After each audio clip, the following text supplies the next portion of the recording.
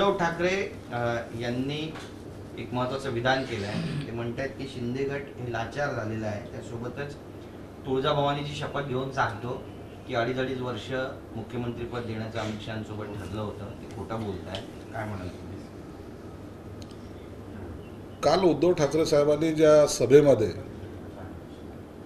अमित शहा खोटं बोलतायत आणि आमचं अडीच वर्षाचं मुख्यमंत्रीपद देण्याचं ठरलं होतं आणि त्यासाठी त्यांनी तुळजाभवानीची शपथ खाल्ली, ती खरी आहे. परंतु 2.5 वर्ष पहिले भाजप घेणार होतं आणि 2.5 वर्ष शिवसेनेला देणार होतं. परंतु आज त्यांना युती करायचीच नव्हती, त्यांना भाजप बरोबर जायचंच नव्हतं, म्हणून त्यांनी आम्हाला पहिले 2.5 वर्ष द्या, नसता आम्ही तुमच्याबरोबर येणार नाही अशी भूमिका घेतली. शेवटच्या क्षणाला भाजपने तेही मान्य केलं की आम्ही तुम्हाला 2.5 वर्ष पहिले देतोय. याबाबत उद्धव ठाकरे साहेबांनी शपथ घेऊन सांगावी, त्यांनी तुम्हाला ऑफर केली होती का नव्हती. परंतु आता त्यांच्याबरोबर जायचंच नाही. एकनाथ तू लागलं तर बोल, पण मी जाणार नाही. हा अट्टहास यासाठी केला होता की शरद पवारांनी यांना 5 वर्ष मुख्यमंत्री पदाचा ऑफर दिली होती. मग 2.5 वर्षापेक्षा 5 वर्ष मुख्यमंत्रीपद आणि अनेक मंत्रिपद आपल्याला मिळत आहेत, या लालसेपोटी यांनी राष्ट्रवादी आणि काँग्रेसची घरोबा केला होता. हे जे ठासून बोलत आहेत, परंतु हे स्वतःच सत्तेसाठी लाचार झालेले त्यावेळेला आम्ही पाहिलेलं आहे. प्रश्न जर नीतिमत्तेचा असेल तर हे त्यांनी सांगावं, शपथपूर्वक सांगावं. परंतु या सभेमध्ये पूर्ण त्या काळातल्या विधानसभेच्या प्रचार सभेमध्ये कुठेही याचा उल्लेख उद्धव ठाकरे साहेबांनी का केला नाही, हा माझा प्रश्न आहे. परंतु आपलं जे आपल्यावर आलेलं गंडांतर ते दुसऱ्यावर ढकलायचा प्रयत्न त्यांनी केविलवाना प्रयत्न कालच्या सभेत केलेला आहे. संजय राऊत हे नेहमीप्रमाणे त्यांना असं वाटतं की मी स्फोटक विधानं करतोय, पण त्या मूर्खांच्या विधानाला आता जनता कंटाळलेली आहे. आमचं काय होईल याची चिंता त्यांना का लागली हेच मला कळत नाही. आम्ही ही जागा घेऊ का, आम्ही ती जागा देऊ का, आणि असे प्रश्न उपस्थित करून ज्याला स्वतःचं महत्त्व वाढवणं, त्यांचं सुद्धा असं झालं की जोपर्यंत आमचं नाव घेत नाही तोपर्यंत त्यांचं महत्त्व वाढत नाही. हे तेवढंच आता म्हणजे लिखित झालेलं आहे. शिंदे साहेबाचं नाव घ्या, त्या आमदारांचं नाव घ्या, आणि मग अमित शहाचं नाव आणि मोदी साहेबांचं नाव घेतल्याशिवाय आपला TRP वाढत नाही हे त्यांच्या लक्षात आलेलं आहे. म्हणून हे बेछूटपणे वक्तव्य करतायत, परंतु भविष्यामध्ये याची फळं यांना भोगावी लागणार आहेत. सर, दुसरा विषय असा आहे की महाराष्ट्राचे मुख्यमंत्री लाचार झाले आहेत आणि आम्ही स्वाभिमानी आहोत अशी टीका केली आहे संजय राऊत यांनी. लाचार झालेले माणसं मी सिल्वर ओकवर अनेक वेळा जाताना पाहिलेले आहेत. म्हणून लाचार कोण याची लाचाराची व्याख्या आता त्यांना फक्त आता पहिले तपासून घ्यावी लागेल. लाचार झालेले माणसं काश्मीरमध्ये त्या राहुल गांधीला जाऊन त्या मिठ्या मारतायत. ही लाचाराची ही जी नवीन पळी तयार झालेली ना, यांनी आम्हाला स्वाभिमानच्या गोष्टी शिकवू नये. आम्हाला स्वाभिमान कळतो, आम्हाला कुठं काय बोलायचं हे कळतं. म्हणून तुमच्या ह्या मूर्खपणाच्या वागणुकीमुळे आज 40 आमदार आणि 13 खासदार तुमच्यापासून दूर झालेले आहेत. हे समजायला आणखी तुम्हाला वेळ लागेल. नार्वेकरांच्या कोर्टाच्या निकालाशी विसंगत आहे. नार्वेकरांनी शिंदे गटाला पात्र करत घटनेची पायमल्ली केली आहे. काल सुप्रीम कोर्टाने जी काही सुनावणी केली आहे त्यावरती संजय राऊत यांनी शिवसेनेवर टीका केली आहे. संजय राऊतने नार्वेकरांच्या निकालावर टीका करण्याचा जो केविलवाना प्रयत्न केला आहे, त्यांनी पहिले हे समजून घेतलं पाहिजे. सुप्रीम कोर्टामध्ये जरी सुनावणी चालू असली तरी सुप्रीम कोर्टाने आतापर्यंतही नार्वेकरांवर कोणतेही ताशेरे ओढलेले नाहीत किंवा त्यांनी दिलेल्या आदेशाला कुठे स्टे दिलेला नाही.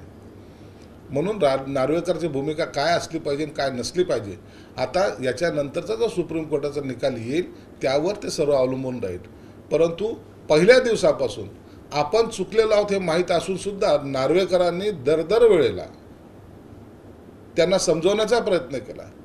परंतु ह्या संजय राऊतने नार्वेकर इतक्या पक्षाकडून फिरून आले, नार्वेकर आमच्या विरोधात निकाल देणार आहेत अशी जी काय आवई उठवली होती, त्याला जाणीव होती की आपण चुकलेलो आहोत, घटनेची आपण जी काही निवडणूक आयोगाची जी घटना आहेत ती आपण सगळी चुकीची आपण सादर केलेली आहे. म्हणून निकाल त्यांना अपेक्षित होता, म्हणून आज ते बेताल वक्तव्य करतायत. शिंदे गट हे बनावट लोक आहेत, चोर आणि लफंगे. जसं पोलीस चोराशी वागतात तसं भाजप यांच्यासोबत भविष्यात वागेल.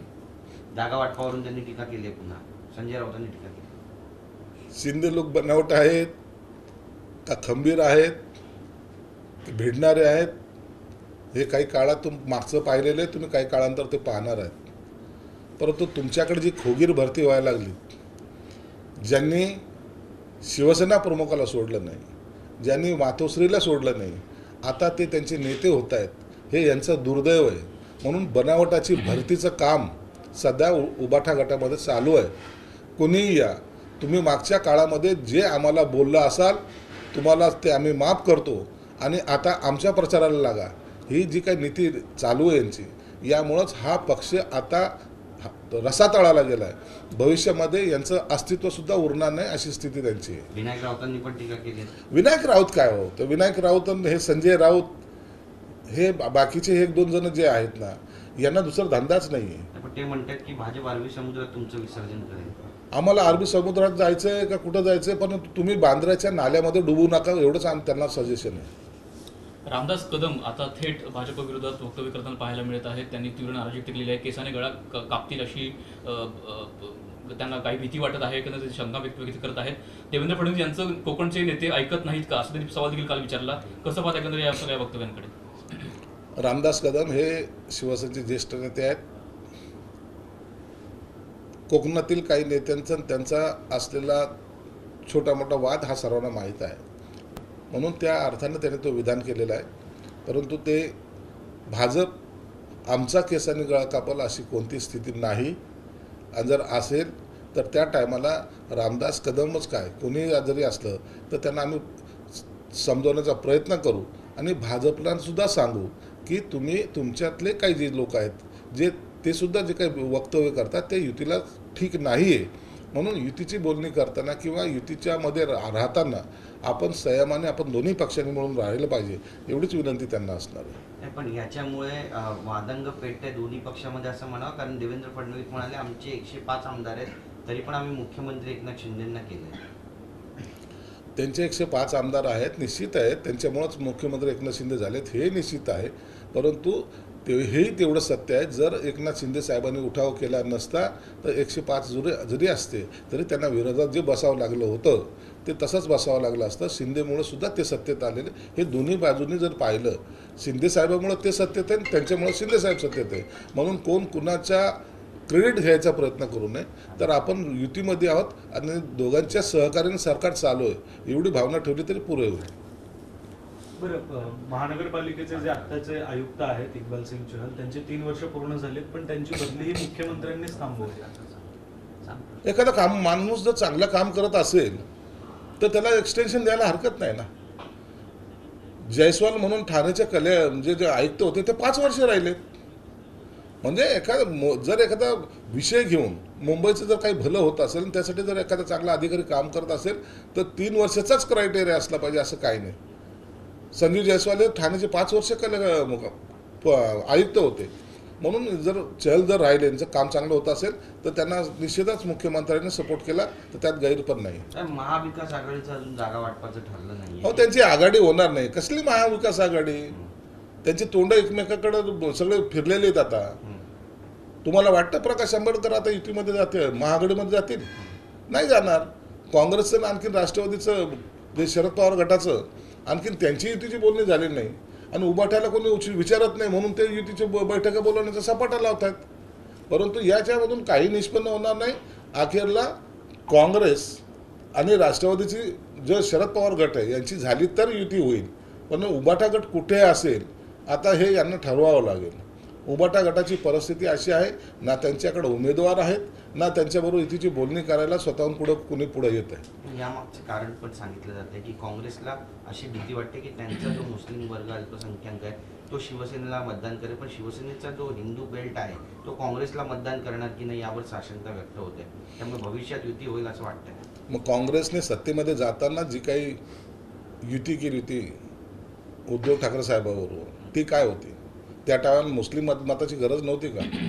मग आता एक काम करा, एखादा मेळावा घ्या आणि उद्धव साहेबाला तिथं तुम्ही पुन्हा अल्लाहू अकबरचे नारे द्यायला लावा. त्याच्यामुळे तुमची युती लवकर होईल. म्हणजे मताच्या लाचारीसाठी कोणत्याही स्तराला ते जातील.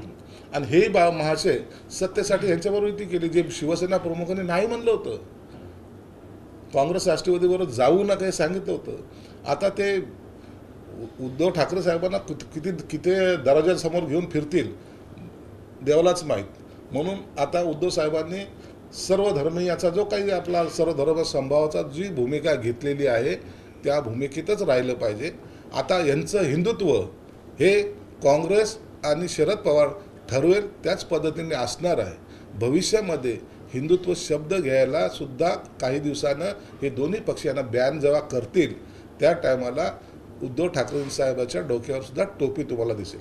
तुम्ही जे म्हणालात सर्व धर्म समभाव या भूमिकेतच राहिलं पाहिजे, हा सल्ला म्हणायचा का तुमचा उद्धव ठाकरे? त्यांना त्याच्याशिवाय पर्याय नाही आहे. कुठं राहिलं यांचं हिंदुत्व? कुठं राहिले बाळासाहेबांचे विचार? कुठं गेला तो आक्रमकपणा? एवढी लाचारी तर आयुष्यामध्ये शिवसेना प्रमुखाने पक्ष बंद केला असता. नको मला तो पक्ष, मी नाही त्या राजकारणात पडणार. परंतु यांना आता सांभाळायचं, एकमेकाला सांभाळण्यामध्ये यांचं आयुष्य जाणार आहे.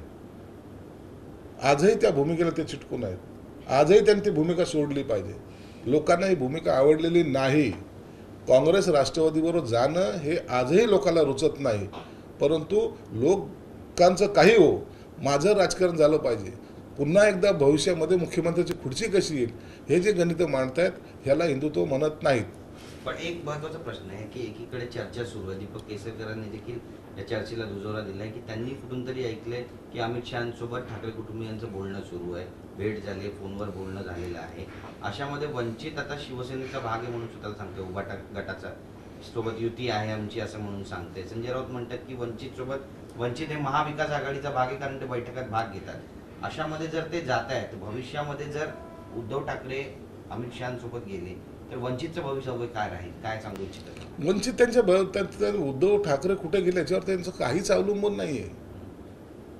वंचितला हे पूर्णपणे माहिती आहे. पहिल्या दिवसापासून त्यांना माहिती आहे की यांच्या शब्दावर विश्वास ठेवण्याच्या लायकीचे हे लोक नाहीत. म्हणून त्यांनी आपली भूमिका पहिल्यापासून सेपरेट केलेली आहे. म्हणून मागे त्यांनी सांगितलं की आघाडीच्या कोणत्याही बैठकीला कोणत्याही पदाधिकाऱ्याने जायचं नाही. याचा तो इशारा आहे त्यांना की आता आम्ही तुमच्यापासून विभक्त होण्याच्या मनस्थितीत आहोत. राहिला अमित शहाशी बात करण्याचा विचार, यांनी अनेक ट्राय केलेत. नंतर अनेकाच्या माध्यमातून अमित शहाशी भेटण्याचा प्रयत्न केला आहे. परंतु अमित शहा साहेब असतील की मोदी साहेब असतील, त्यांनी यांचे फोनसुद्धा घेतलेले नाहीत. हे तेवढंच सत्य आहे. एक वेळ असा होता की हे इतरांचे फोन घेत नव्हते. आज एक अशी वेळ आलेली आहे यांचे फोन आता कोणी घेत नाही. जागा वाटपाची चर्चा तुम्ही मागच्या वेळेस म्हणाला होतात की 3 दिवसात चित्र स्पष्ट होईल. 3 दिवस झालेले आहेत. 9 तारखेला बैठक आहे दिल्लीमध्ये आणि आपल्याला 8 ते 9 जागा मिळत आहेत आणि अजितदादा गटाला 4 जागा मिळतात. हे वृत्त खरं आहे का? तुमच्या या सगळ्या बातम्या ज्या आहेत सूत्राच्या हवाल्याने दिलेल्या बातम्या, याच्यात काहीही तथ्य नाही. परंतु एक निश्चित आहे, तुम्हाला जेव्हा ही जागा वाटप होईल त्या टायमाला खरं चित्र समोर येईल. 4-5 जागा देत आहेत, 12 जागा देत आहेत, 16 जागा देत आहेत. यांना ही जागा त्यांना गेली, ती जागा त्यांना गेली. हे सगळं चित्र जे आहे तुम्हाला ह्या 3 दिवसामध्ये आता क्लिअर होणार आहे. आज CM साहेब बाहेर दौऱ्यावर आहेत. काल DCM नागपूरला होते आणि उद्याचा दिवस सोडून दिला. उद्याचा दिवस आणि परवाचा दिवस हा युतीसाठी महत्त्वाचा आहे. मला वाटतं याची अधिकृत घोषणा ही सोमवारी निश्चित होईल. एक शेवटचा प्रश्न, महानगरपालिकेने एका ब्लॅकलिस्टेड कंपनीला आता 1330 कोटी रुपयांचं कंत्राट देण्याचा घाट घातलाय असा आरोप रवी राजा करतायत, जे महानगरपालिकेचे माजी विरोधी पक्ष नेते आहेत. महानगरपालिका आता म्हणजे प्रशासनाच्याच हातात आहे. कशा प्रकारे पाहताय या आरोपांकडे? नाही, अशी काही घटना घडली असेल त्याच्या शहानिशा करायचं काम निश्चित मुख्यमंत्री साहेब करतील. कोणताही आरोप मुंबईच्या लोकांचे कष्टाचे पैसे जे टॅक्स स्वरूपात महानगरपालिका आहेत त्याची उधळपट्टी होता कामा नये.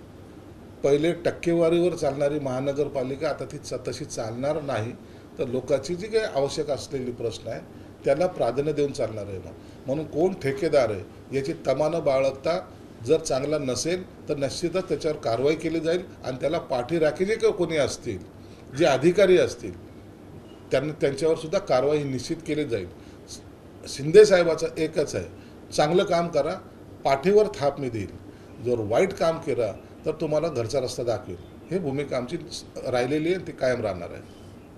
शिरूर लोकसभा मतदारसंघामध्ये अमोल कोल्हे यांच्या विरोधामध्ये नाना पाटेकर यांना राष्ट्रवादी काँग्रेस उमेदवार देऊ इच्छित आहे, त्यांना ऑफर तशी दिलेली आहे.